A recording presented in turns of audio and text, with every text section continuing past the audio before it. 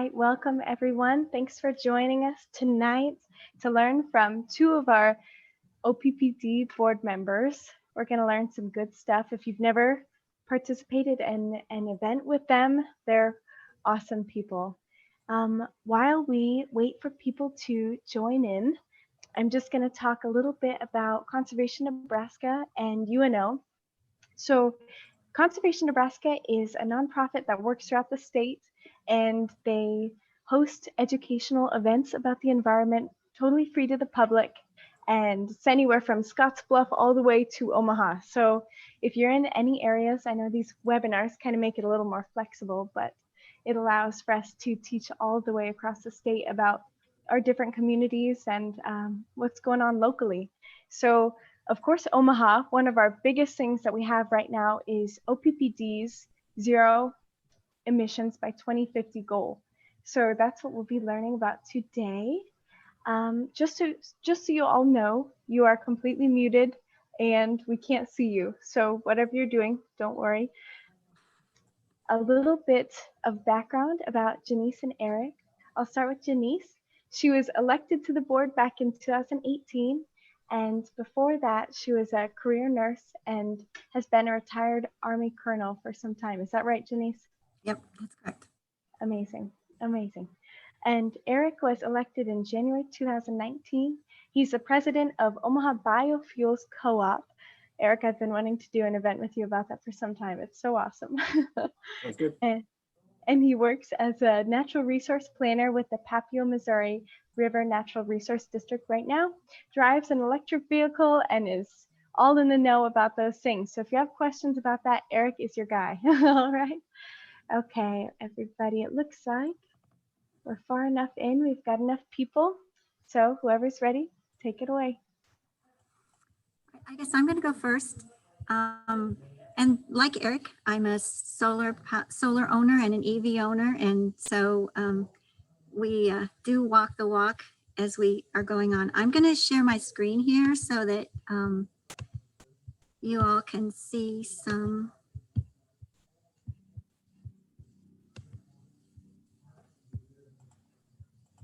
Slides. Okay, that looks like it. So I will start off with my normal caveat that all these comments are my own and I don't speak for the board of directors at OPPD, but I have been on the board since 2018. So I'm going to talk a little bit about power with purpose, and because that's a big part of how we start getting to net zero carbon by 2050. Talk about where we are, talk about the solar generation, a little about the gas generation, and then some about the community stakeholder outreach. What drove us to this was when we decommissioned Fort Calhoun nuclear plant, we lost 502 megawatts of power. We've also seen additional demand from economic development, Facebook, Google, other industries, especially up here around Blair, and also residential growth throughout the OPPD district. We also made a commitment to refuel the remaining coal plants in North Omaha, and that was promised in 2014 that those would be, coal plants would be decommissioned and changed to natural gas by 2023, and we're really hoping that this power with purpose will get us to that. So that decreased another 578 megawatts of power. Also, some changes in generation across the area, which affects not our capacity, but some of the reliability and resiliency in our system to make sure that we keep the lights on all the time. 2 coal plants that were just across the river from us in Iowa closed, and that was 549 megawatts. So, and as you all know, I'm probably preaching to the choir on this one, but we've had increased severe weather events due to climate change, which require additional resiliency in the system within OPPD's service territory. So those are the reasons why we embarked on the Power with Purpose. So what is the Power with Purpose? And where we are right now is we're looking at 400 to 600 megawatts of solar with natural gas backup up to 600 megawatts. And so where we are in the process right now is with the solar, we're looking at sourcing. Because the solar can be either on a power purchase contract, or it can be owned and operated by OPPD. And so right now we're doing evaluation, technical review, and negotiations for those solar power plants, which really they are solar power plants. And I'll show you a picture of one in a little bit. Natural gas backup would be where we are with that is we're looking at site technical assessment.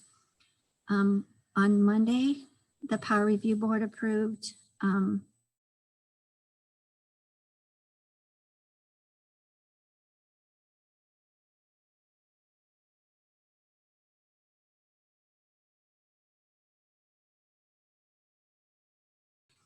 that's where we are. I just want to say, if anybody has questions as I'm going along, please type them in the chat box, and Dakota will stop me and interject at any point in time if you have questions. Janece, real quick, I think you might have, your audio might have cut out when you were describing what happened at the Power Review Board. If you want to reiterate the current status with the Power Review Board, I think that would be helpful. Okay, so the Power Review Board, we filed in September, and the hearing was Monday on the 19th, and the Power Review Board did approve the natural gas construction. Basically, they approved, their review was whether or not we actually needed that additional power in OPPD service territory to meet our regulatory obligations. So, does that work out? Okay. Okay, and there's been some talk lately about, because the gas plants have been more in the news lately, there's been some concern that the solar is lagging behind and that we're moving ahead with the gas and not really working on the solar at the same time as we promised. But what OPPD is telling us is that solar is actually ahead of the gas because the solar projects, most of them will be privately owned and developed, and they will be under contract. Those are cited years in advance by the developers, and those are already, they've already gotten those sites developed. They have already submitted their interconnection agreements with the Southwest Power Pool. They already have their land leases, and they're working currently on local governmental meetings and applications, meaning the county boards and the local entities who have to approve and zone these types of projects. So the renewable developers have responded to our request for proposals with these site-ready projects. And once the contracts are signed, announcements will occur, and the gas projects, we've recently completed siting, are just beginning to issue the RFPs to source that equipment, but they've been cited by OPPD because we will be owning and operating those facilities. So it's a little different process. And so it seems like there's more work being done on the gas because it's more inside of the utility doing the work instead of a private developer. I'll pause for a minute. And are we okay, Dakota? Yeah, no questions yet. All right. Okay, so this is what a solar facility could look like. And as you see, it's very large. A 100 megawatt facility would cover about 550 acres. So that's kind of why it looks like this. The contracts that OPPD is looking for would require this type of siding with a pollinator mix underneath the panels, not rock, so that it decreases runoff and really is a benefit to the farmers around the area. So because of the additional pollinator mix there. So this is a a typical solar generation plant that, like what OPPD is looking at. Janece, I've got one question real quick. Okay. This question is the natural gas plants just retrofitting coal plants or is it new construction? If so, where? It's both. And well, Power with Purpose is new facilities, and I have a whole section on that about where they're going to be sited coming up. So thank you for that question, and it'll be coming. But the North Omaha project will be retrofitting the 2 remaining coal plants to gas. So, but that's not part of this. That's a result of this Power with Purpose, but it's not part of this presentation. So the solar sourcing, the intent is to meet that 400 to 600 megawatts of accredited solar capacity, and the required in-service dates per the board resolution, which would be 2023 and 2024 timeframe.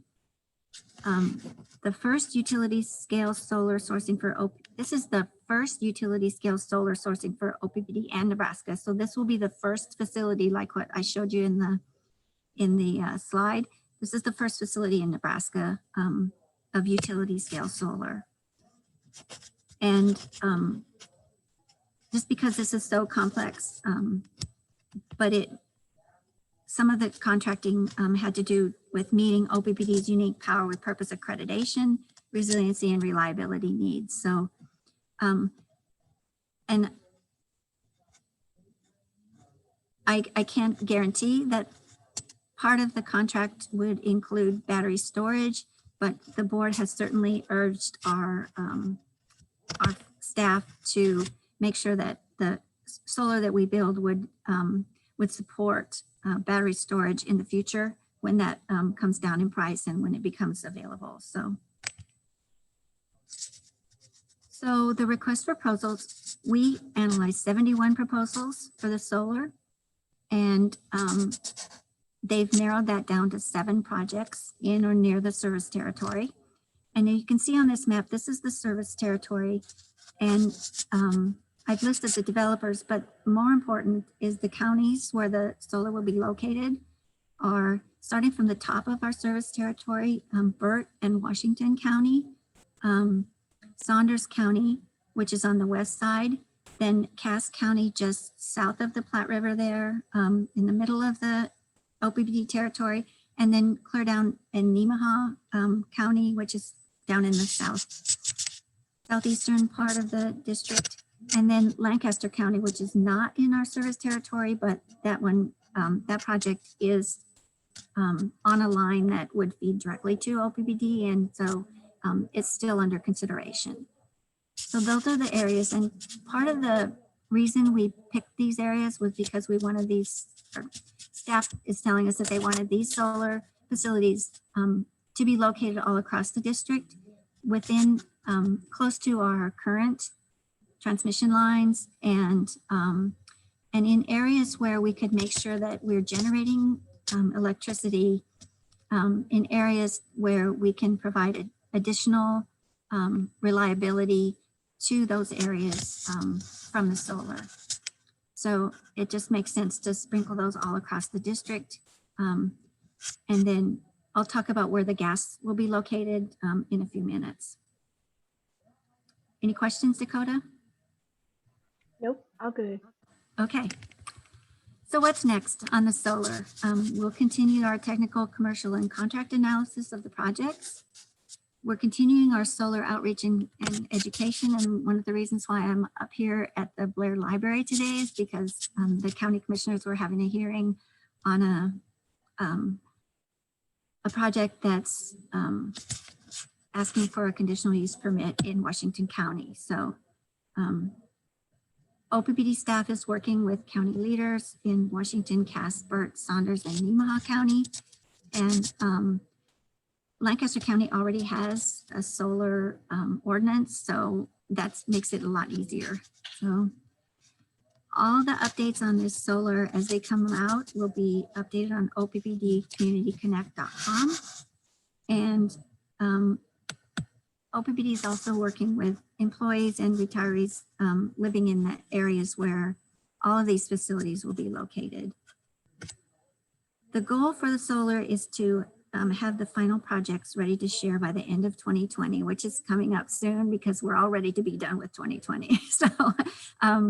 So our goal is to have those final projects announced by the end of 2020. And of course, it depends on the timing of negotiations with developers, but those are proceeding really as fast as we can make those happen. So the natural gas backup. This is an artist's rendering of what one of the natural gas plants will look like down in Sarpy County.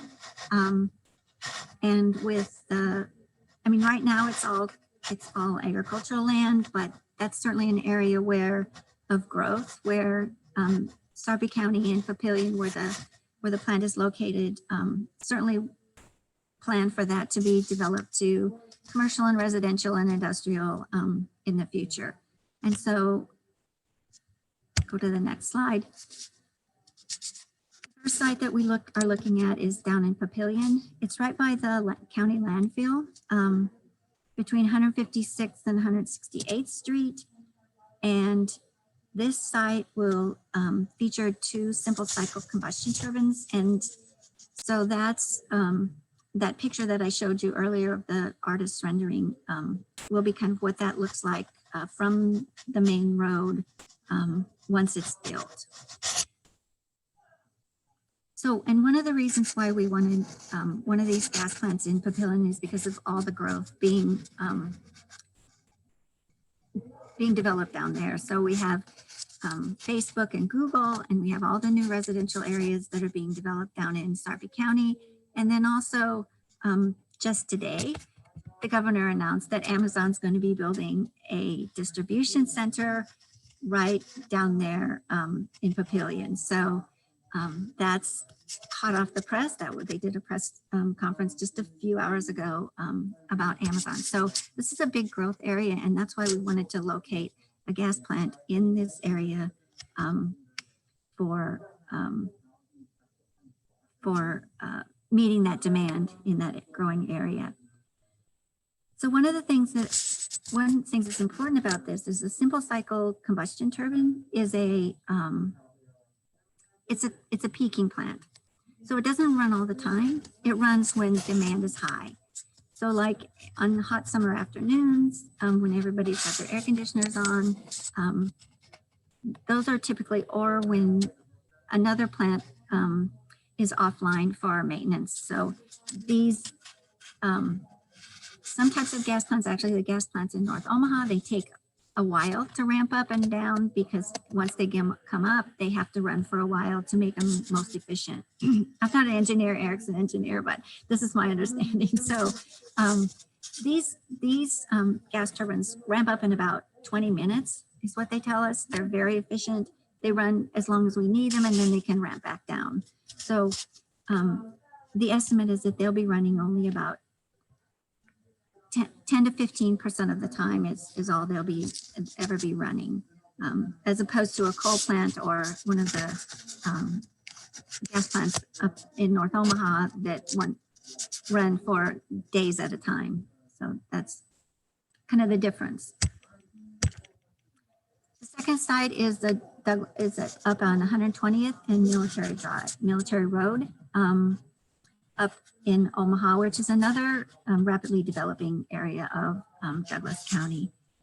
And the thing about this site is that it's right by an MUD facility, so it's already got some industrial use there.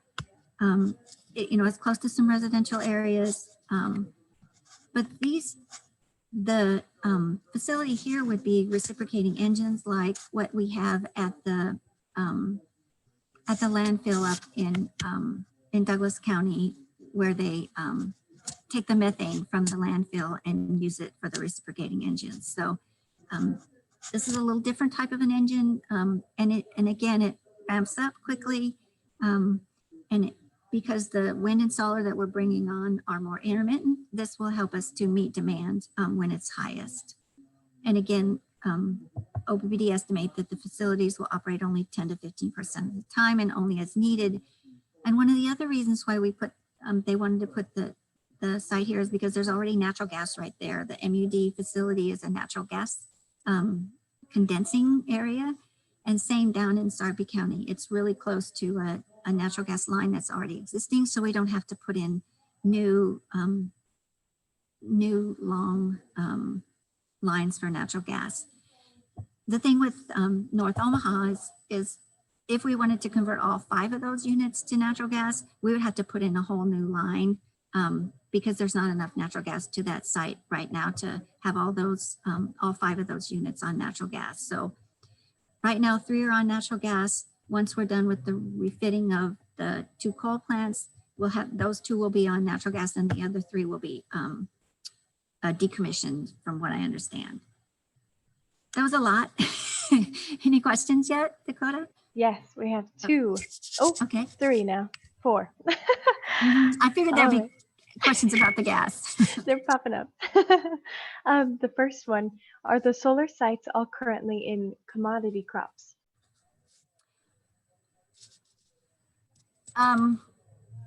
We haven't contracted any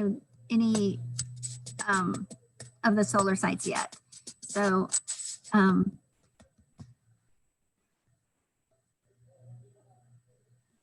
the intent of when we talked about this as a board, we talked about we wanted to minimize prime farm. We wanted to minimize use of prime farm ground for these projects, but really it's up to the developers what landowners are signing leases and what land is close to transmission lines. So it's really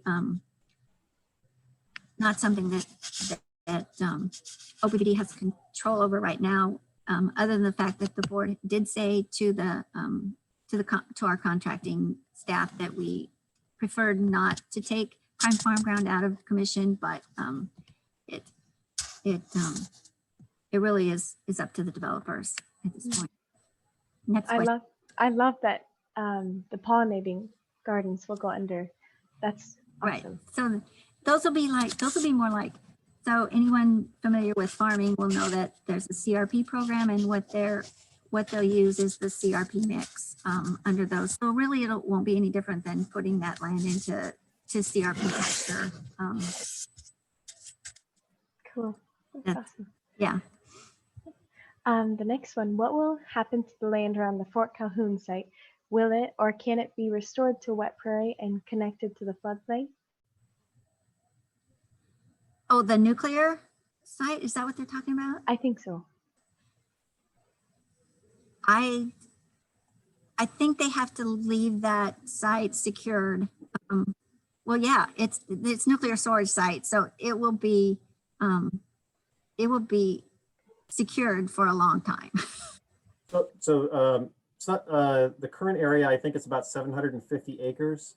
It's quite a large site. And so as the decommissioning moves through removal of some of the existing buildings and any of the potential assets are repurposed, there will be the long-term ISFSI, and that will be the dry cask storage for the nuclear material until the time when the DOE comes by to collect that material from us, which I wouldn't hold your breath. But there will be a much smaller footprint at Fort Calhoun.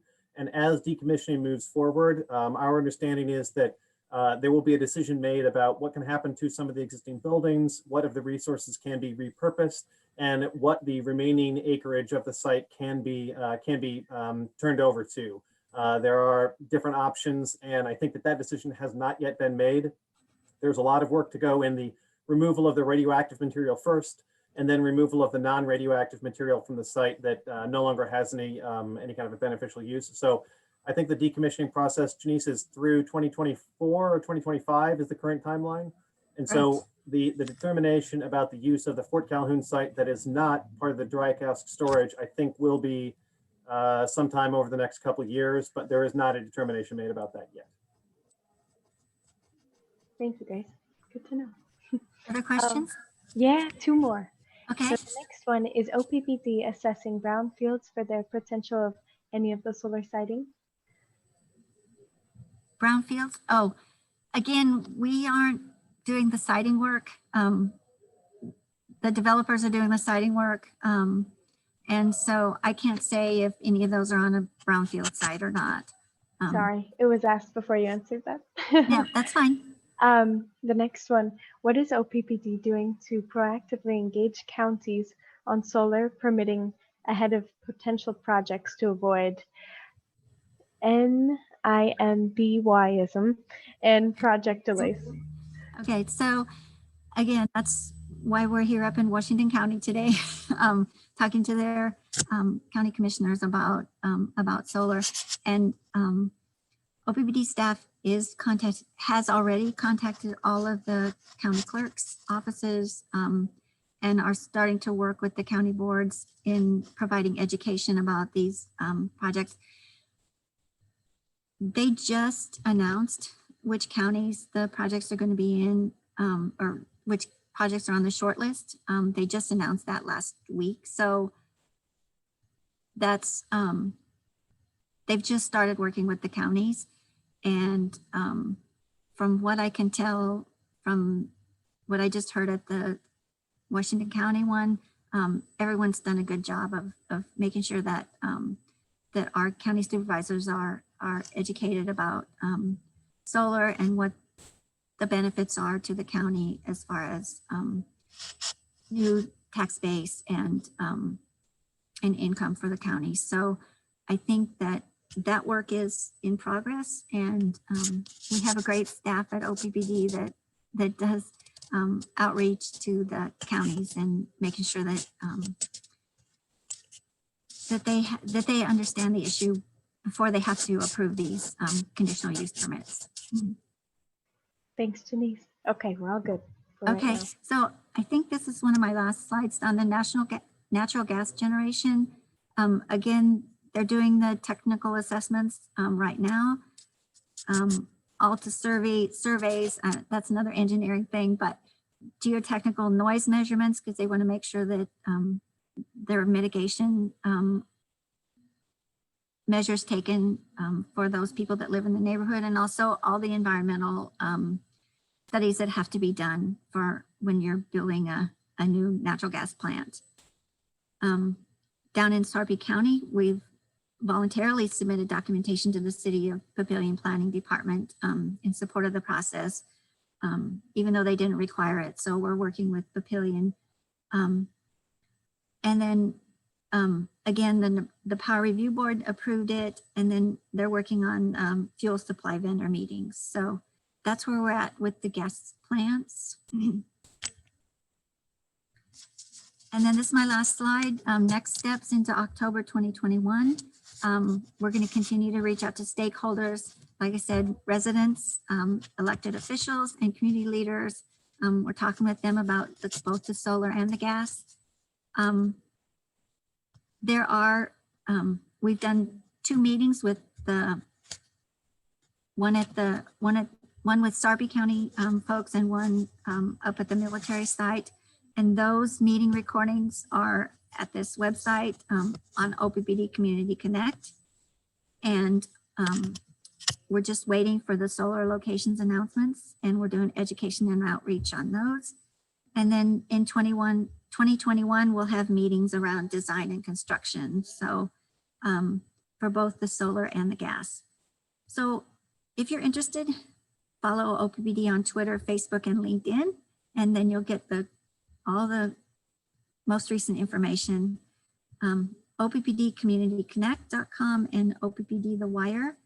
And I guess just a shout out to all the students out there. We need more students in engineering and natural resources, and people who can do research into all the new ways that we can get to not just solar and natural gas, but turn these natural gas plants into hydrogen plants. Or, I mean, just, we need students, young people to step up and go into those careers that will help us to get to that clean energy future, because research development and clean energy really are the future. And we need more students who are interested in in the environment and in combating climate change to be in those seats where those decisions are being made. So that's just my plug for that. So if there are no other questions, I think I'm done and I'll take my screen away. Thanks so much, Janece. If you are okay, I mean, this can be to either of you, but there's 3 more questions, okay? Okay. You might not be off the hook just yet. Okay. Okay, the first one, will future wind installations ensure that the turbine blades are recyclable? I can answer that.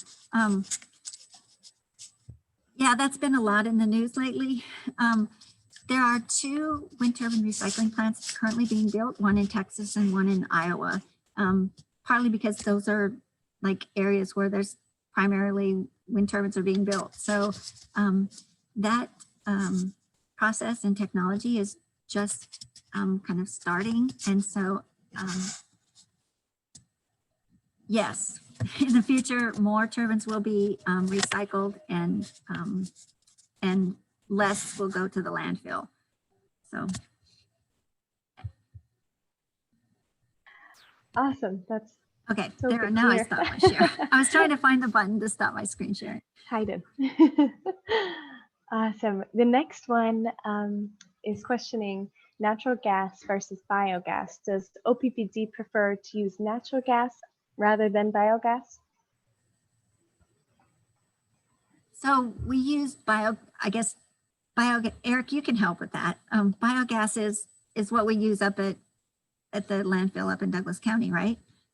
Yeah, so assuming, Martin, that your question about biogas means methane off-gassing from a landfill, then yes, the Elk City facility does run reciprocating engines that burn the excess methane from the landfill, like Janece said. As far as long-term, large-scale use of gas, there really isn't a very reliable source or a sufficient quantity of biogas in that sense to meet anything like the needs of the either MUD's municipal gas distribution network or the what's called firm gas requirement for OPPD at something like an electric generation facility that is using gas in a turbine. So biogas, as far as Janece and I have understood from previous board meetings, biogas could be a replacement for the natural gas that the fossil-based natural gas that is currently in the pipelines that would be burned when these facilities come online, but that isn't a guaranteed part right now. I think that's kind of one of those iterative improvements in the future. The gas that gets burned in these facilities can be improved. As Janece mentioned, you can mix some portion of hydrogen into the gas. We understand 2, 5, 10% is being tested in places. And then could you swap from the fossil-based gas to a biogas? Probably. There aren't, but I think the main concern now is that there is not a sufficient supply of biogas anywhere near the availability of the natural gas pipeline network that we have. So that's not really a choice right now. Even if OPPD said we want to burn only biogas, there wouldn't be enough to fuel the turbines at either of these 2 facilities nor anywhere else. So that's something that could happen in the future, but it's currently not possible to contract something like that right now. We're looking at hydrogen. I mean, but neither of these plants will run on hydrogen at this time. But I believe that one of the conditions for the contract for the turbines that run these plants would be that they would be convertible to hydrogen in the future if we needed them to be. So that's something that's off in the future. Right now, hydrogen is too expensive and it's not very stable and to be used as a fuel. But certainly there's a lot of work being done, and that's why we need more like engineers and people to do that kind of research and to move us in that direction really quickly, because they're doing it in California, but we need more of that kind of research and development to get us where we need to go. And hydrogen in particular is, although it's been talked about as 5 to 10 years away, it's perpetually been 5 to 10 years away. But the more you listen to a lot of energy podcasts these days, which I listen to quite a few, and I'm sure Janece does as well, they talk about different colors of hydrogen gas. So they might refer to it as gray or blue or green hydrogen gas. And that refers to the source where the hydrogen gas comes from, where gray means it comes from a fossil source. Green means it comes from a renewable source originally. I can't remember what blue means exactly. Its terms are moving around a lot, but that is kind of a new understanding where hydrogen as a source from a fossil location might be stripped away from natural gas, meaning you still need the fossil energy as the source, as the input. But green hydrogen is generally the cleaner version, where hydrogen is only a storage media. It's an energy carrier. So you generate renewable electricity, convert it into hydrogen, and then use hydrogen as the gas in another facility later because it can be stored differently than the chemical storage in a battery. So there's a lot of interesting things that could be happening in the future. And part of what we talked about last October and November, prior to approving the Power with Purpose project set at the board, was, are we preparing these projects to be ready for future upgrades and future emissions reductions based on new technology that would be available? And that was part of the resolution, and that was part of the RFP on both the gas for the potential addition of hydrogen and the solar for potential addition of battery or potential pollinator inclusion in the future. So all of those are based on, will these technologies be able to take us to the next step of emissions reductions? And that was a big part of the discussion and the approval last November. How exciting. Thanks, you guys. That's awesome. So cool. Okay, the last one, and then Eric, you can start on your presentation. Are the solar fields a threat to crop fields in Nebraska? Well, again, so it'll be a very small percentage of crop ground that will be converted to solar in the OPPD service territory for this project. But there's also a benefit to all the fields around because we have the additional pollinator habitat that also help with pollinating the fields that are around it. So I don't think it's a threat to row crop production because it's such a small percentage of the total cropland, and then the benefit that farmers will get from the pollinator habitat, I think, would outweigh any detriment to the cropland. And also because we're planting the underlayment instead of putting rock on it, there won't be the runoff issues that you would get with the rock, or even with row crops. You'll certainly get less runoff, less chemicals in the environment from a solar facility than you would get from corn and soybean cropland. So. Sweet. Well, thank you. Thank you for presenting, Janece. That was so awesome. Thank you for being here. All right, Eric, you're up. Got to unmute myself first. So yeah, thanks very much. We mentioned at the beginning before it came online that there was a live in-person event a little while ago, and I used a different style of presentation then that I'm going to try and repeat now.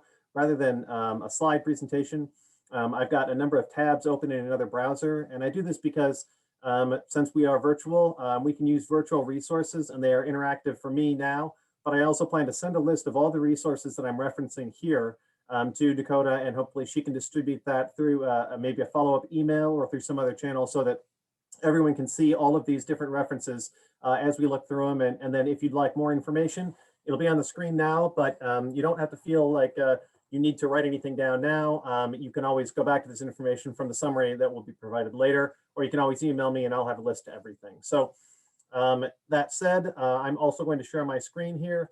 Let's see.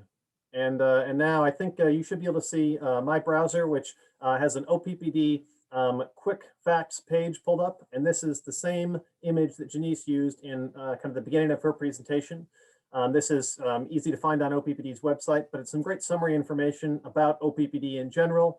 Talks about the amount of generation, kind of shows the service territory, It's got this great David Bowie looking guy who talks about the number of employees that we've got.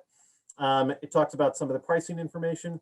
But more interestingly, the second page, the service area page, reflects both where all of the key facilities are located across our service territory. And then this map shows the renewables, and that's the location of the current wind energy across the state of Nebraska.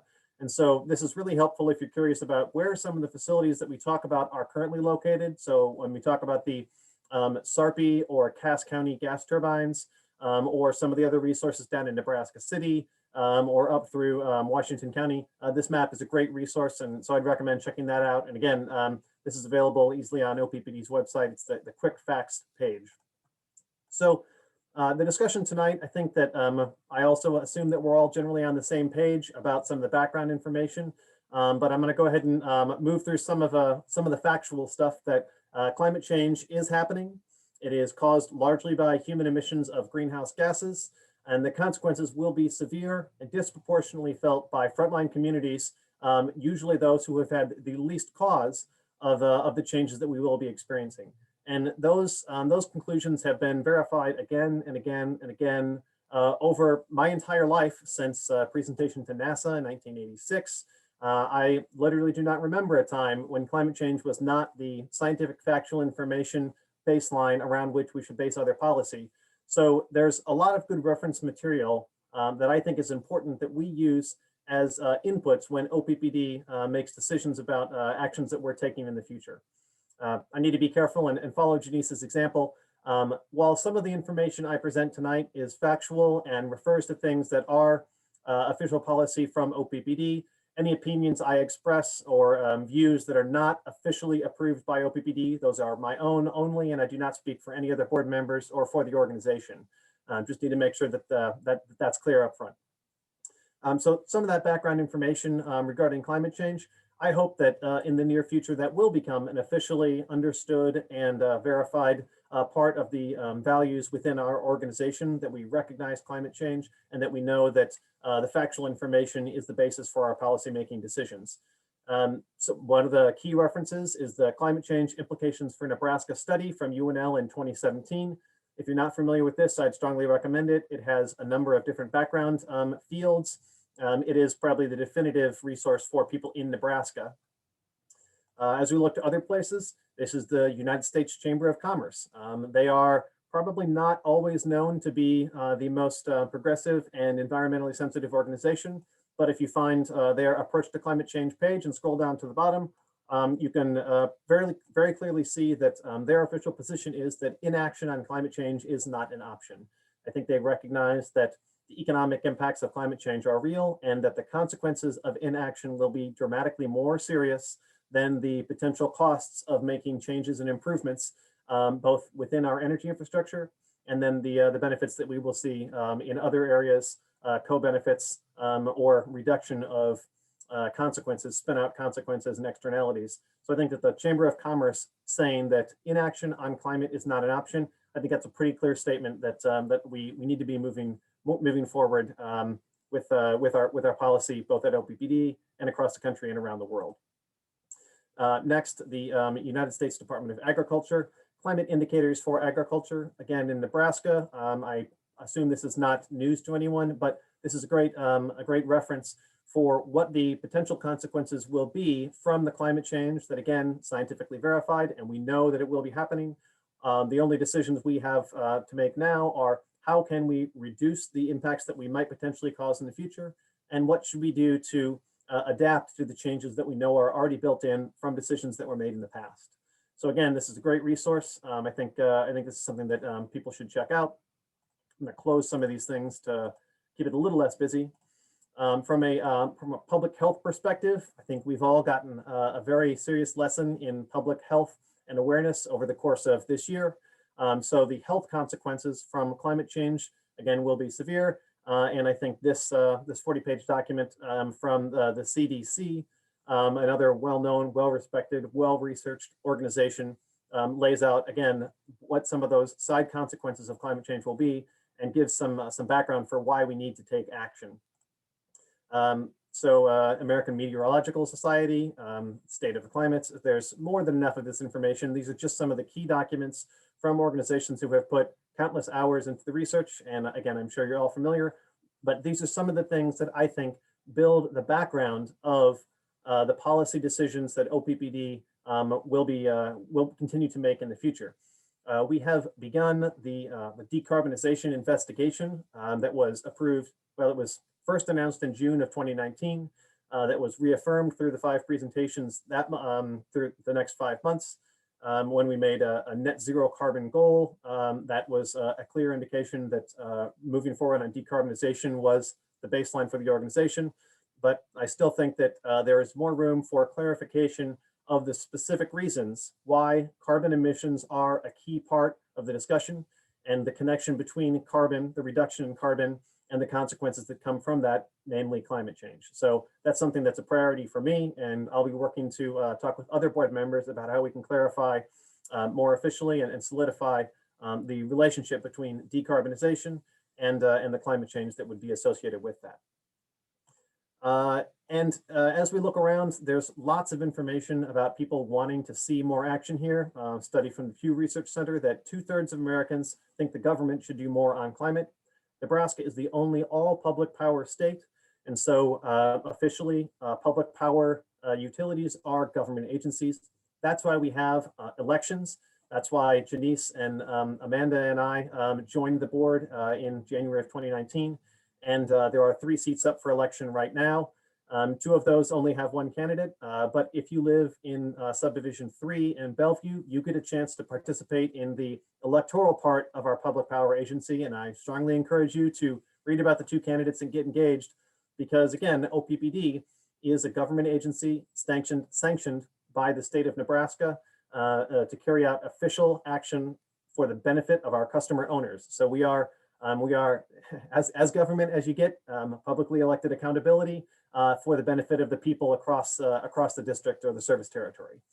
So 2/3 of Americans think we should do more, and fortunately, the board of directors at OPPD has roundly agreed, and we are taking action in this direction. So that leads us to some of the additional considerations that I think are really important and that have not yet been solidified and clarified in any of our policies. But again, I would like to see this. What you see here is Students for Sustainability.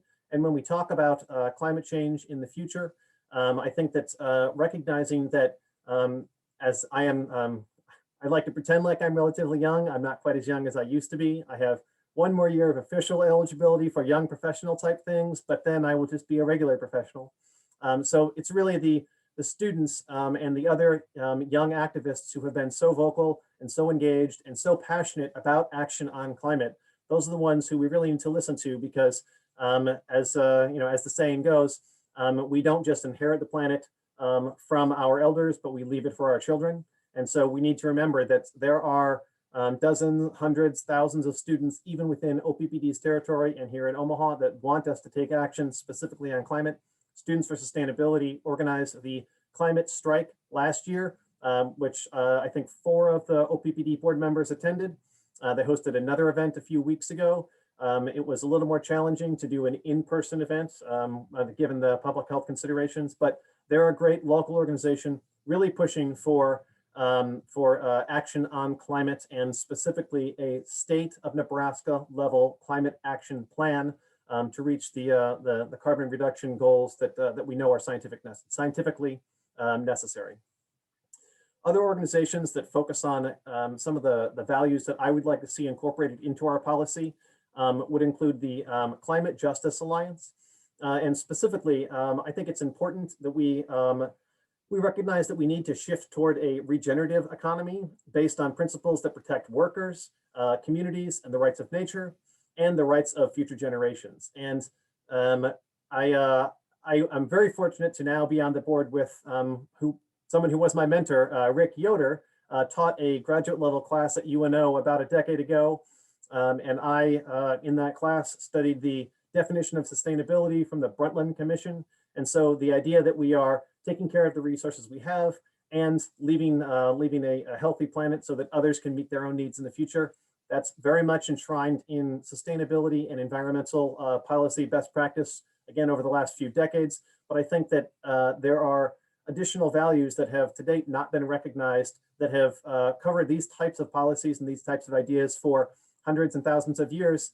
Specifically, Native people, both across the Americas and around the world, have had a respect for and a love of nature, and an understanding that we are not apart from, but we are part of nature, and that we need to recognize our role in the larger picture of nature rather than saying that we are dominant over nature.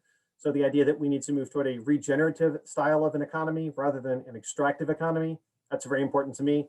I think that the Climate Justice Alliance and the Indigenous Environmental Network are two great groups who have put in a lot of work over a lot of years and have really great philosophical points that we need to incorporate as we look to set policies about what we should be doing with our energy systems and how we should be engaging with each other in society and leaving the planet for the future. So these again are things that I think are really important to me, and I hope that we see incorporated into some of the policy in the future. And I'm going to go ahead and close some of this because I don't want a browser that's too busy here. And so as we look at, or as we talk about carbon emissions and the goals that we have for OPPD into the future, I hope that everyone is familiar with Strategic Directive number 7. This is what would generally be considered a very dry, bureaucratic government document. But this is the policy binder from OPPD. If you, again, if you look on OPPD's website, you can find the board policy binder. You can see that it's updated each time we make a change to any of the policies. As you scroll down, it gives you some background information about the way policy works at OPPD. But again, specifically, if you click on SD7 about environmental stewardship, this is the area where that goal of net zero carbon was implemented and updated last November 14th. And so this is something that has already been accomplished by OPPD and points us toward the future. I mention it because since last November, as we're almost to November 2020, there have been significant amounts of work done toward reaching this goal, both in the short term and preparing to reach the more challenging parts of the goal in the long term.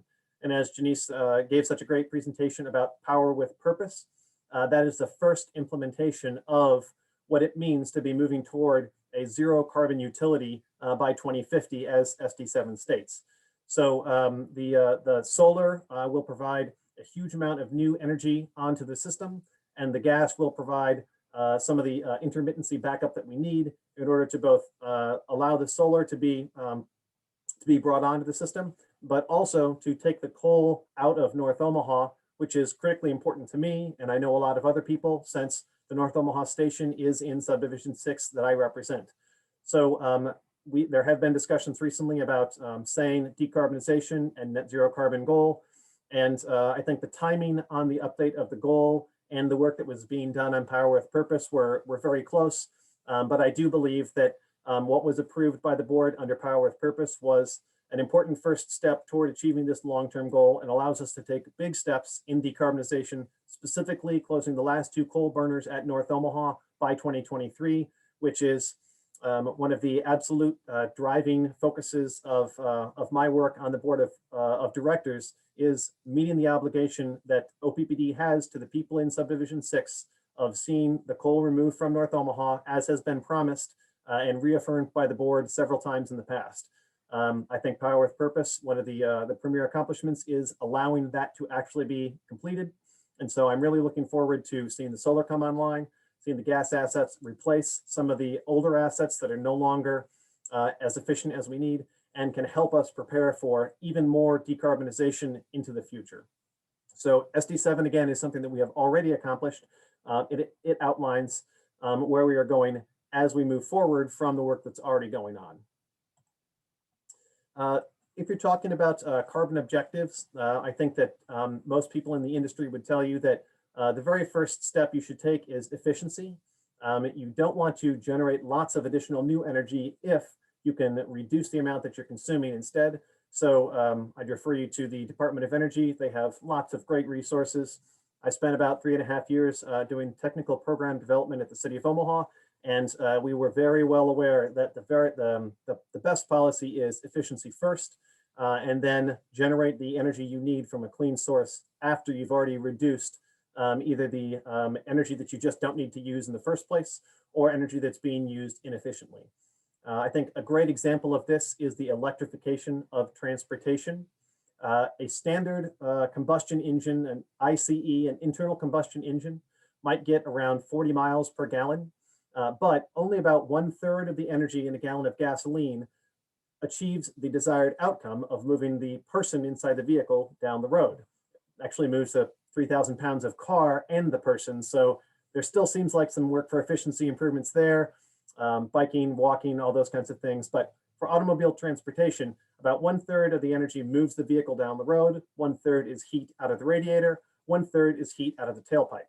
So right away, by moving your vehicle to an electric drivetrain, an electric motor is about 90% efficient, where a combustion engine is about 30% efficient. So even though there is still energy being used by an electric vehicle, it is about it uses about 1/3 as much energy per mile traveled as a combustion engine. And so it is fundamentally different technology, and it is a great demonstration of both the efficiency improvements that we can see, and then the second step that I didn't really get to yet, but efficiency first, and then generate as much of the energy as you can cleanly. And the best way to deliver that from most perspectives is through electric generation, transmission, and distribution. So electric vehicles, as Janece pointed out, we both drive them, have for several years. They are a great example of how efficiency can be the first step toward reducing the energy waste that we don't need to generate in the first place, and then generate it cleanly, and primarily probably from an electric source, an electric transmission. That's probably the best way to go. A lot of people, a lot of policy analysts would tell you that the best way to get to decarbonization is to electrify everything and then decarbonize the electric grid. And so I think that's why I'm at OPPD, because I believe that wholeheartedly. And I think that that's something that Janece and other directors believe as well. But again, I'll make sure and let them speak for themselves as appropriate. But first, make sure that efficiency is the first thing you do. And so there are lots of products and services on OPPD's website that can help you with that efficiency outcome. The Cool Smart program, the Smart Thermostat program, those are a little bit different implementations of heating and cooling within your home. The electric vehicle rebate program, all of these are found on OPPD's website under the products and services. And again, these are all, the programs that are listed here are generally centered around efficiency improvements to help you reduce the amount of energy that is unnecessary to be generated in the first place, increase the overall system efficiency as we look toward that societal decarbonization. After you achieve that efficiency, if you want to generate some of your own energy, the customer-owned generation page is a great way to go. And again, Janece and I both have solar on our own homes. And so solar plus electric vehicles, it's a match made in heaven. I think that as you reduce the needless energy from a combustion engine and you replace it with electricity and get that electricity from the roof of your own home, efficiency is just all over the place. So really good stuff there. The customer-owned generation page has been updated, I think within about the last 6 months. I think this came out about the time of Earth Day this year. And so this is also referred to as net metering, but part of the overall decarbonization plan is to facilitate and assist people who want to generate some of their own energy. And so the update to the customer-owned generation or distributed generation or net metering, all of those mean the same thing. They all mean generally solar panels on homes and businesses. And I think the updated information here is really great, really helpful. And it is a key part of getting to that long-term decarbonization goal. Again, one of the areas that I am personally particularly focused on is understanding what is the most beneficial amount of distributed generation or customer-owned generation? What is the most beneficial amount to the utility and to the people, the customer owners in our service territory? And I think we don't currently have a real clear answer there, but that's something that I hope that the decarbonization investigation that's going now until the end of 2021, I really hope that we have a very clear picture of what is an ideal amount of distributed generation, because there are certainly efficiencies from placing solar directly on the roof of a home. And if it's generating when the air conditioner is running, you take out a lot of line losses. You can reduce the size of transmission and distribution grids if you don't have as much of a large load on the back end. But what is the ideal amount of that? I think there isn't a clear answer yet, and I hope that's something that we have a much better idea of by the end of 2021 as that strategic initiative on decarbonization moves forward. So this is an area where some policy improvements have been made, and I think that there will be more improvements in the future. If you have been considering getting customer-owned generation or solar on your own home, the tax incentives are designed to kind of sunset. They're 26% this year. They're going down to 22% next year. So they are still around. You might be seeing advertising around the idea that get solar now because the tax incentive goes away at the end of 2020. It's not exactly right. The tax incentive decreases from 2020 to 2021. It will still be there. It decreases again, another even bigger step going into 2022, and then I think it disappears entirely by about 2023. So customer-owned generation, an important part of the decarbonization puzzle. And if you have questions, you can call OPPD. There's a lot of great information online, but the staff would love to help you understand if distributed generation or customer-owned generation is a good match for your home, and how to size that and get that moving forward appropriately. This problem has happened to me in the past where, hang on one second.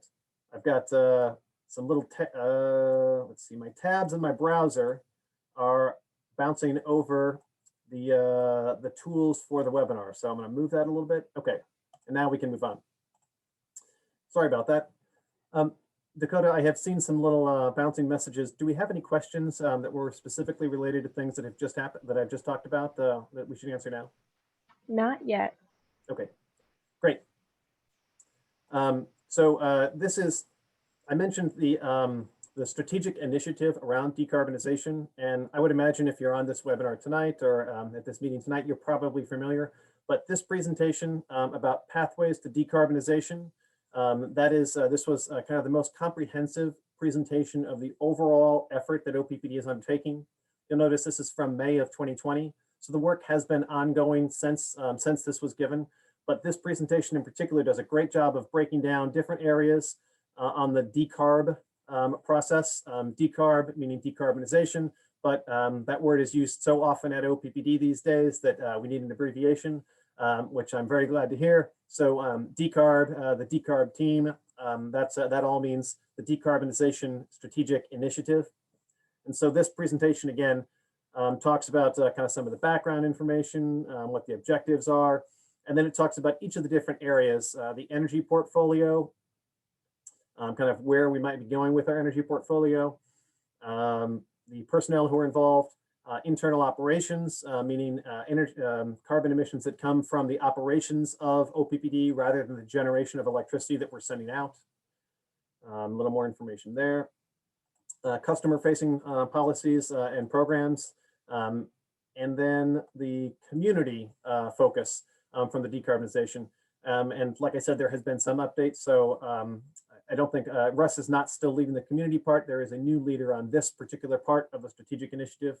But again, the information here about what is going on with decarbonization is extremely helpful. And as you slide down to the bottom, there is a great timeline, again, from May of 2020 when this was presented. We're now a little closer over here in Q4 2020. And so you can see kind of some of the steps that have already happened during 2020, some of the things that will happen through the end of this year and into the beginning of next year. And then again, the final report from the Decarbonization Strategic Initiative is expected by the end of 2021. And so quarters 2, 3, and 4 in 2021, that's when that final work will be done. And so that's going to be a big time at OPPD when that report is finalized. And when we see some of the specific action steps and recommendations from how are we going to continue carrying out the decarbonization work that has been started with Power with Purpose, that is in line with Strategic Directive 7, and that will get us to that net zero carbon goal by 2050. So this is a very helpful presentation. It's from May of 2020. It was given to the Board of Directors, and again, it's still available online. Since that time, if you would like to engage in the discussion around decarbonization, there is a new website. It's called OPPD Community Connect. And you can see right here that from the Community Connect homepage, oppdcommunityconnect.com/decarb. So there's that term again. But this is an interactive website that OPPD created to receive input from our customer owners so that people can express some of their feelings about how the decarbonization might happen in the future. If you have specific thoughts or comments or ideas, if you want to participate in some of the quick polls and provide your input back, this is one of the kind of the recurring or online places where that discussion will be happening. So again, oppdcommunityconnect.com. And if you, I can show you, if you go to the homepage there, you will see, there you go, here's the Community Connect homepage. You will see several different major areas that we're focused on. Solar and natural gas, this is Power with Purpose, and then decarbonization is right here. So these are the two major initiatives that have ongoing direct engagement with our customer owners. And a lot of that will be happening right here on this web platform. So from the Strategic Directive 7 update that was approved by the Board of Directors in November of 2019, in September of 2020, we received the first monitoring report, which is designed to check back in on how things have been going since the updated policy was implemented. So this was given to the Board of Directors, or presented to the Board of Directors in September of 2020. It's 24 slides long, so there's a lot of information here. But it starts by, again, reminding us all what are the objectives of Strategic Directive 7. And then it works through some of the metrics and talks about the specific actions and accomplishments throughout the course of the year that are in line with the goals of Strategic Directive 7. And as we work through here, decarbonization is underway. So the, working toward that metric of net zero carbon by 2050, how specifically will we take the steps in reducing the carbon as we move forward into the future? We are, the Board of Directors and the senior management and all of the staff are working collectively to identify what will that path look like. The strategic initiative work, again, due by the end of 2021, will continue to inform what the future steps will look like in the decarbonization into the future. So reducing the carbon emissions now is a big accomplishment, and how will we continue that success into the future? That will continue to be monitored each year under the Strategic Directive 7 report to the Board of Directors, which is done during a public meeting. Again, there's a lot of specific numbers and metrics that are reported here to verify the accomplishments throughout the course of the year.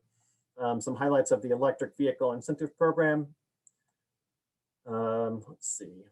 And I'm trying to get down to some particular numbers here. Eric, speaking about incentives, there's a question, what is preventing greater adoption of rooftop solar installation for businesses? That's a great question. I'm curious who asked that, because that's very very targeted. The adoption by businesses can fall in a couple different categories. The state of Nebraska passed a net metering law that requires all utilities to allow up to 25 kilowatts, 25,000 watts of distributed generation or customer-owned generation at any customer. That means either residential or commercial or industrial. Distributed generation or net metering doesn't really apply in the industrial category, because industrial means essentially hundreds or thousands of times more energy than a 25 kilowatt system would provide. But either a residential or a commercial customer could fall under that net metering program. And earlier this year, the Board of Directors worked with the staff to see an update in our rate manual. At the time of some of the clarifications that were done, the rate manual was being updated anyway. And there was one particular rate 464, which talks about the standby demand charge. And there was some clarification provided in that rate manual upgrade or rate manual update that the rate 464 standby demand charge does not apply to renewable generation at a residential or a commercial customer location. Commercial or residential doesn't have a demand charge, so a commercial customer location. So that change was implemented earlier this year. And I have talked to a couple of solar installers who have told me that there are projects that are moving forward now that probably or definitely would not have moved forward had rate 464 still been applied to renewable generation sources. And so that policy change should be helping to encourage additional commercial adoption of solar, because a lot of commercial classified meters are larger than 25 kilowatts, but they're large enough that they could have a significant amount of generation on site that is still behind the meter and is never sending any power back out to the grid. And so they are not necessarily net metering. They don't want to send extra energy back to the grid. All they want to do is reduce the consumption they are taking from the grid. And so the change in rate 464 is helping to move forward with distributed generation or customer-owned generation on a commercial scale. As far as I understand, there are 3 or 4 projects that are moving forward specifically that would have previously been classified under 464, but are not now. There was a story in the World Herald about Dundee Bank putting, I want to say 12 kilowatts of solar on their roof. I can't actually see it from where I'm at right now, but it's just over that way here in Dundee. That was smaller than the 25 kilowatt limit, but I do think that the change in rate 464 will help facilitate more businesses installing solar and recognizing some of those benefits. And again, in my opinion, I think that's absolutely terrific because those are customers and businesses who want to invest their own money in generating electricity on our grid. And now, absolutely, if 100% of businesses wanted to generate 100% of their electricity and pay $0 to OPPD, that would be a problem. But we are nowhere close to that. Not at all. We are at maybe 1/1000th of 1% of our total energy generation coming from distributed sources right now. I think there's a slide here that's coming up in a little bit, but we are nowhere close to distributed generation being a significant problem at OPPD that we would need to adjust policy to respond to. So in my own opinion, encouraging customer owners to install distributed generation on their homes and businesses is a great step forward right now. It will help us learn what additional policy updates we're going to need in the future. And so the change at 464, I think, will continue to show success in commercial adoption of rooftop solar. Probably not very many more installations this year, but hopefully next year there will be more installations that we can see success from that policy change. So if I could add on just a little bit to that, there's really 2 reasons why there's not more solar, residential solar in OPPD service territory. The first thing is energy from OPPD is very cheap. It's very low cost. And so the payback time for solar panels on your residence it's going to be longer, a longer period of time. And unlike LES, OPPD does not offer incentives for solar installation on your home. So there's those 2 reasons. And I think over the next year, the OPPD board is going to be looking at our net metering policies and determining if there are ways that we can change that policy that will make it more likely that people will have residential solar. So really two reasons is because our energy here is really cheap and it's OPPD does not offer incentives like LES does. So LES has more solar in their service territory than we do because of those incentives. So hopefully that will clarify. And as the board is working through these issues, we'll let you know. So on that question, I'm going to go back to sharing my screen here real quick. Hopefully you can see that again. The graph we were looking at was CO2 emissions trending downward, which is great. You want to see emissions trending down and to the right over time. Here's another graph about emissions, another graph about emissions, all trending down and to the right over time. Some other related slides, but the one I wanted to get to specifically on this topic is a new slide presented during the SD7 monitoring report. And this is the growth in the net metering area. And so you can see this is trending up and to the right. And actually it is kind of accelerating up and to the right. So more people are installing solar. And this again is 25 kilowatts or less. So probably mostly homes, but also some businesses would be in this. And that is continuing to increase over time. So there are people who are recognizing the benefits. And I think one of the main reasons is that the prices just keep coming down for the installation of solar. So this is a great accomplishment. I'm glad to see this level of detail presented to the board and made available to the public so that we can use this in our policy setting moving forward. This is another presentation that, was given to the board of directors about the direction that we're going into the future. This one is a little bit different. So we have talked already about strategic directives, specifically strategic directive number 7. That is an overarching policy that guides all of the operations in OPPD. We talked about strategic initiative around decarbonization, and that is a specific set of work that is pointed in a particular kind of technical direction and carrying out some of the work of policy improvement at OPPD. And then lastly, we are working on Strategic Vision 2050. And now this is kind of some larger scale understanding of what it means to be an electric utility of the future. And this is a new process that Scott Foch from the senior management team has introduced earlier this year. And so there's a little bit of background about how this relates to another type of policy, BL1. That's a board linkage policy similar to a strategic directive, but a little bit more of the internal workings of the organization. And here is the graphic that was presented back in May to go along with this. And this is pretty challenging. It's a lot of information that's trying to be conveyed in a single graphic. And so I think we will continue to see updates to the way that this information is displayed. But again, you can look up this presentation and kind of zoom in on this a little bit on your own and see kind of how the idea that Strategic Vision 2050 is kind of the longest term, most high level view of what it means to be a utility, an electric generating utility in the future, and what types of things do we need to be doing, not the specific day-to-day workings of policy changes on a particular net metering rate, but what does it mean to be a utility, a successful electric utility in the future? And so Strategic Vision 2050 is designed to answer that. And that will incorporate all of the other things that we've talked about already. Specifically, it will help to facilitate achieving that outcome of decarbonization that we've talked about. So here is kind of some of the timeline that goes along with that. Strategic Vision 2050 is also going on currently and will be going on through 2021. And so by the end of 2021, there will be the strategic initiative around decarbonization, as well as Strategic Vision 2050. Both of those will be completed.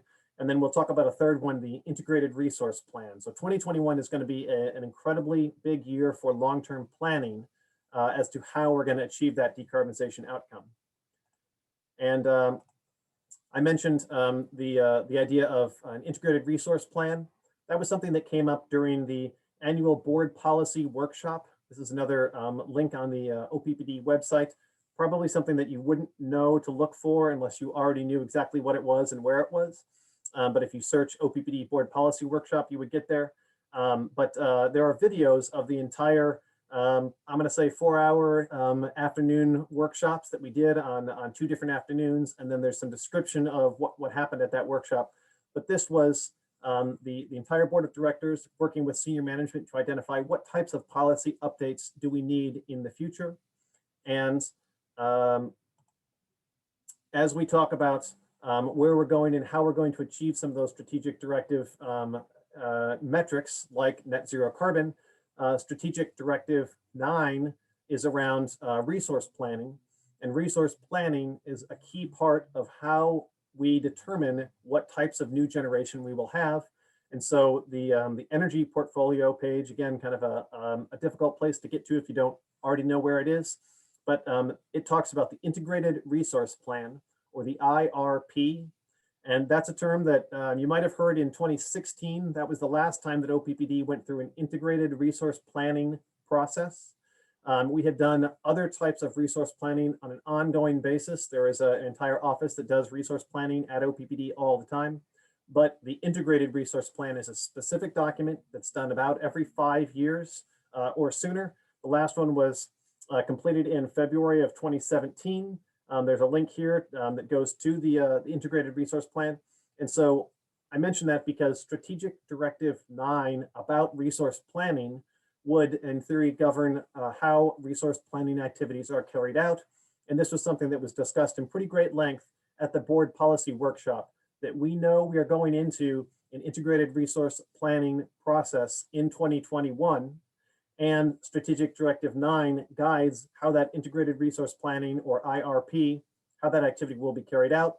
And so it's important that we make sure Strategic Directive 9 has language that is in line with the objectives and the values that the Board of Directors would like to see carried out at our utility. So I think that this is another thing that you'll be hearing a lot about in 2021. Again, the strategic initiative work, strategic vision 2050, and then the integrated resource plan and the associated strategic directive number 9. All of those are future looking work rather than things that have already been accomplished. And I think you'll hear a lot about those in 2021 from board members and from OPPD with official outreach. Janece already covered the Power with Purpose in an excellent fashion. So this was the kind of the most recent slide presentation that was given September of 2020. I think this is the most comprehensive recent update about the process that was going on there. So again, her slides talked about some of the information, but as you scroll through this, it's got a lot of background information, and then some of the stuff about the sites is specifically listed here. And then some of those, here you go. So that rendering is specifically included here. This is where the Board of Directors saw that. And so if you want to get way more into the details and you want to re-review something in a 45-page format, there's a great presentation online. And again, hopefully Dakota can provide that information to everybody to review if you'd like. Okay, I'm going to skip back a second because in this presentation, there was this graph right here, which shows solar and gas, and it shows a big blue area, which is the Southwest Power Pool. And I did use this on this website in the past, but I want to flash back to it again. This is the Southwest Power Pool price contour map.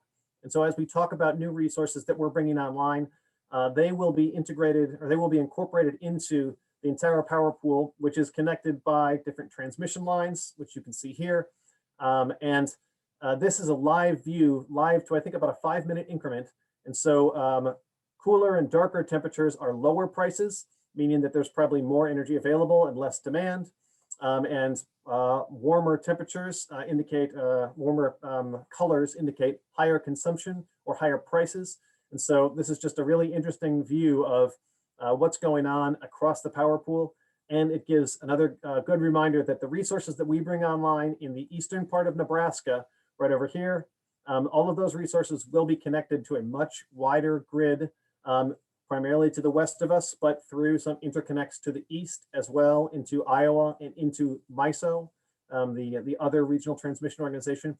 But it's a good reminder that we are not acting alone, that OPPD is responsible for meeting the needs of our own customer owners, but that we also work in collaboration with a much wider network of utilities and under oversight from federal and other regulatory bodies, FERC and NERC, and there's a lot of things that help to inform the decisions that we are making. And I think this map is always very informative to me about how we work with others to achieve the outcomes, the best outcomes for our customer owners. That is the task of the board and the employees at OPPD, but how we also work with others across the region to have a stable grid that benefits everyone and avoids the kinds of consequences that have happened in other places, the Northeast in, I think, 2017, California more recently. But this is just an endlessly fascinating page to me. And I'm glad that even as I pulled it up right now, there's some great color gradation. So you can see that it really does change quite a lot across the grid, and the prices fluctuate minute by minute. It hasn't seen a significant update right now, but it was different when I pulled it up before the presentation started. So it has been changing in the last hour. Lastly, if you look up OPPD contact form or contact board and senior managers, this is the best way to get in touch with us. These emails do go directly to the board members, to the senior management, depending on which box you click. And we really value direct input on any topics that might be important to you, either through the OPPD Community Connect page related to the Power with Purpose and the decarbonization, or on any other topic. I received an email last night about the Arboretum, and and about placement of salt to help melt the ice on the sidewalks through the Arboretum. And so if there's something that's important to you and you'd like to hear back from your director or from staff about it, go ahead and hit us on the contact form. And we would love to engage with you and hear what is important to you in moving our utility forward. So I hope that overall that gives kind of a good summary of the decarbonization work that Janece covered that's currently ongoing with Power with Purpose. And then the work that we're going to be doing, a large portion of that is going to be happening in 2021. And then that work will continue on over the next couple of decades. And so it's a very exciting time to be in the power industry and working toward the future that I think we all collectively want to see for people across OPPD service territory. So thanks very much for being here. And I hope there's some more questions that we can continue the discussion. Thank you so much, Eric. Wow, so thorough. Thank you. I learned something new every time. Last time we had some technical issues and Eric just plowed right through them. Not surprisingly at all. Thank you, Eric, and thank you, Janece, so much for that. We'll wait a little while for questions, but I wonder if you both were so thorough that I think we've answered most things. I was wondering, Eric, on that diagram, what were the diamonds on the map? I can actually, here you go. I can go back over there. So on the power pool map, I think that the diamonds are interfaces. And so I think that that's a location where two different parts of the grid connect together. I'm not exactly clear. Unsurprisingly, the types of things that are shown here are not shown in great detail because these are the most critical parts of the grid infrastructure. And so you get a rough idea and they are physically out there. You can just see them with your eyes, but it's not something that is intentionally put out there with extreme detail. So there's general information about how the power pool works here in terms of transparency, but there's a little indicator up here that says interface, and I'm not totally sure what an interface is. I'm sorry, I don't have a better answer. You know what, I think that the M2M, sorry, the red dots, I believe, are the locations where the grid connects across to another grid. And so I think that that's where there's very large connections from one part of the grid to another. I think that's the dot. I think the diamond is an interface, but again, I'm sorry, I should just stop talking because I don't know the answer. No worry. This is cool. There's lots of things to learn, it seems like. Yeah, and I do have an update from Washington County that the county supervisors did approve the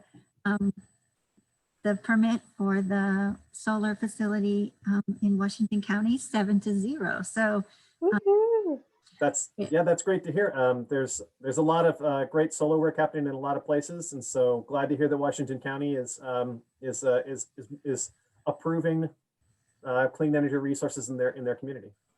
Right. So that's good news. And so OPPD has a great team that really really works hard to make sure that they get our county officials educated and elected leaders educated, including those of us on the board who came here with with a lot of passion, but needing more information about the details. So that's they've done a really good job of educating us and other community leaders on these processes. So there was one other note that I had taken that I didn't jump into. All of what we talked about tonight was about OPPD and our work on decarbonization. But I do see Marilyn McNabb on the attendee list there. And so I just wanted to highlight that LES is working on a decarbonization initiative as well. And even as recently as yesterday, there was some discussion about some outreach from LES on their future decarbonization work. And so if you are interested in decarbonization and you have been following what OPPD is doing, there's going to be another opportunity because LES currently does not have as explicit of a metric as OPPD does with our Strategic Directive 7. You need to decide if the metric is going to be based on a percentage of renewables or a percentage of emissions reductions. And if reductions, how far are you going to go? Is it all the way to zero? Is it a net zero? And then what is the timeline? And so decarbonization discussions are happening in a lot of places. And if you want to be involved with that, I would strongly suggest looking at LES because they just announced some public meetings to have basically the same kinds of discussions that we've been having down in Lincoln. Well, thank you both. There have been no more questions. So absolutely though, I mean, among Omaha having some really big organizations such as Hillside and Verdis that are fighting and doing really good things, I like to say you two are the three big ones right now, pushing and doing a lot of good change. So thank you. Thank you for being on the board and putting your spare time to educate people like you do like this. We appreciate you so much. Thanks for inviting us, Dakota. Appreciate it. Of course, of course. And thank you all for being here on a Tuesday night. We appreciate you. So stay up to date on Facebook with Conservation Nebraska's events. I think you know we have a few more partnered events this month for Sustainability Month. But yeah, we love having you all here. Thank you so much, everybody. Have a good night. See you later. Bye. Bye.